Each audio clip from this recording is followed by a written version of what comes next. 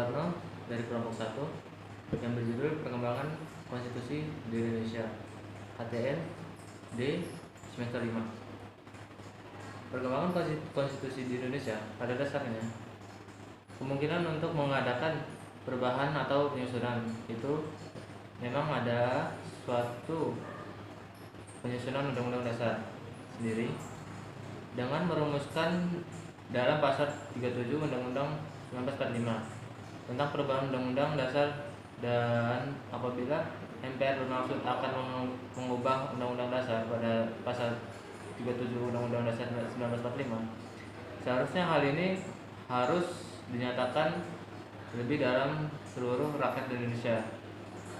Periode 1 18 Agustus 1945 sampai 27 Desember 1945.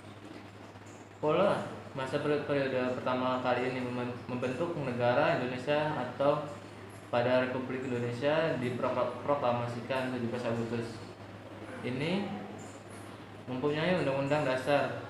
Sehari kemudian pada tanggal 1945 Undang-Undang Dasar oleh PPKI sebagai Undang-Undang Dasar Negara Republik Indonesia. Periode kedua 27 Desember 1949 17 Agustus 1958. Periode ini dipegang oleh penjajah Belanda. Penjajah Belanda ingin menguasai negara Republik Indonesia dengan membentuk Jawa Timur, Sumatera Timur, dan negara Java Timur.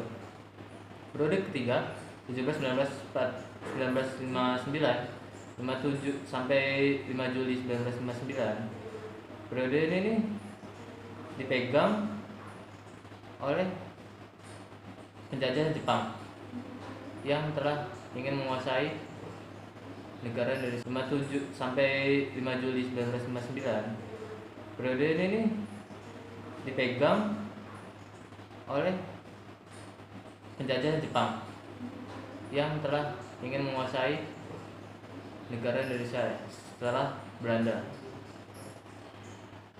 Sebab terjadinya perubahan konstitusi Indonesia, naskah Undang-Undang Republik Indonesia dan Badan Republik Indonesia telah BPKI kemudian disahkan oleh panitia BPKI pada tanggal 18 Agustus 1945, dirancang dalam situasi di bawah penjajahan Jepang yang ditetapkan oleh dimana tegas-tegasnya sehingga masih terdapat kekurangan data melangsungkan penyebab perubahan konstitusi Indonesia.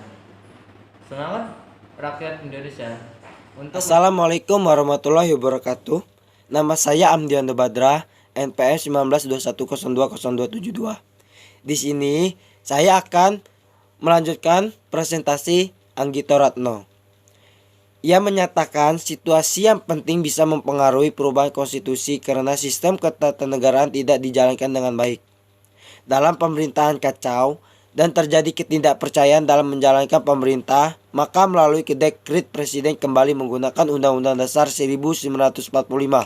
Sedangkan Presiden mengambil ahli kepemimpinan nasional konstitusi. Perubahan konstitusi sangat dimungkinkan karena dalam Undang-Undang 1945 sendiri mengatur prinsip dan mekanisme perubahan Undang-Undang Dasar 1945, yaitu termuat dalam pasal 37 Undang-Undang Dasar 1945. Secara filosofi Undang-Undang Dasar 1945 telah mencampurkan antara paham kedaulatan rakyat dengan paham integralistik sehingga mempengaruhi sistem demokrasi yang tidak bisa berjalan. Dan pasal 37 Undang-Undang Dasar 1945 mengatur tentang perubahan Undang-Undang Dasar dilakukan oleh Majelis Permusyawaratan Rakyat MPR dengan syarat-syarat yang telah ditentukan. Namun demikian pasal 37 ayat 5 Undang-Undang 1945 telah menetapkan bahwa khususnya mengenai bentuk negara kesatuan Republik Indonesia tidak dapat dilakukan perubahan. Artinya perubahan memang bisa dilakukan sepanjang pasal yang dapat dilakukan perubahannya. Sekian, terima kasih. Wassalamualaikum warahmatullahi wabarakatuh.